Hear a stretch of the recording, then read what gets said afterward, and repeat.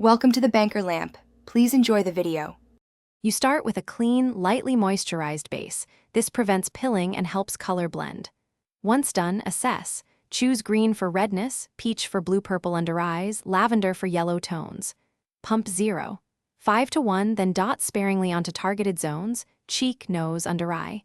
Make sure to tap, not swipe. Tapping preserves pigment placement. Use a damp sponge or fingertips to press product into skin, keeping edges feathered so correction looks natural and not masked.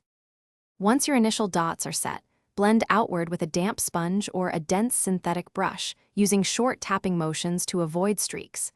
Make sure to layer thinly. If you need more coverage, wait 10 to 15 seconds and add another thin layer. You can always build, but removing is harder.